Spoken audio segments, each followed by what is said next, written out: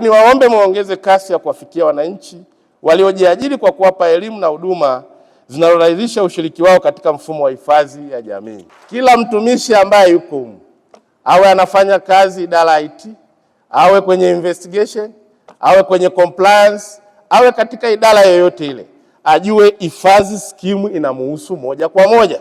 Hii hifadhi skimu inaenda kubadilisha maisha ya watu wetu, na ukifanya hivyo sio tu kwamba utakuwa umeongezea ukuaji wa mfuko na kuleta wanachama, bali utakuwa pia umetransform maisha ya wanajamii wanaokuzunguka. Niombe kila mtu aguswe na eneo hili, kama ambavyo viongozi wenu tuliguswa, mtendaji mkuu aliguswa, na stafu moja aguswe kwenye eneo hili la hifadhi skimu.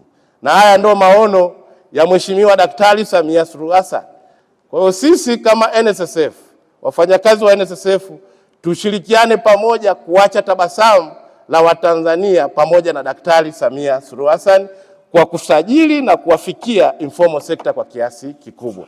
Naomba nichukue pia fursa hii kutoa rai kwa waajiri wote nchini kwenye sekta binafsi kuhakikisha wanafikisha michango ya waajiri wao kwa wakati kwenye mfuko wetu wa hifadhi ya jamii. Na mimi nikuhakikishie, serikali kama ambavyo imekuwa ikitoa ushirikiano kwa mfuko, tutaendelea kutoa ushirikiano wa namna ile.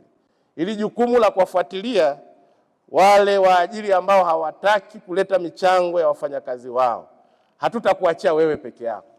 Kwa serikali na vyombo vyake vyote na taasisi zake zote zitaendelea kushirikiana pamoja, kwa sababu hili jambo sio jambo la hiari, ni jambo la kisheria. Tuendelee kusimamia ili kuhakikisha mfanyakazi yule anayestahili kuchangiwa kwenye mfuko wa hifadhi ya jamii kwa maana NSSF kwenye sekta binafsi, michango yao inafika kwa wakati.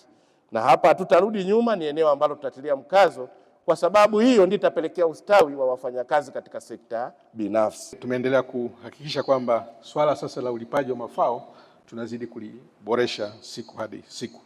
Na ndio maana tumeweka kipaumbele katika matumizi ya tehama, lakini hata siku za ulipaji wa mafao kwa ujumla zimepungua sana. Kisheria kama unavyojua Mheshimiwa mgeni rasmi, tutakuwa tulipe ndani ya siku 60 baada ya mwanachama kustaafu, lakini leo hii tunalipa kwa takriban siku 22 kwa wastani tangu mstaafu anapohitimisha utumishi wake. Kwa hiyo ni mafanikio makubwa, lakini sisi bado tunadhani kwamba tuna njia ndefu ya kwenda, kwa sababu lengo ni kumlipa mtu mara tu baada ya kustaafu. Changamoto kubwa ambazo zinatukabili kubwa kwa kweli ni ile waajiri kutowasilisha michango kwa wakati kwa ajili ya mujibu wa sheria, lakini wengine kuwasilisha hata michango ambayo iko chini ya viwango vya mishahara ambavyo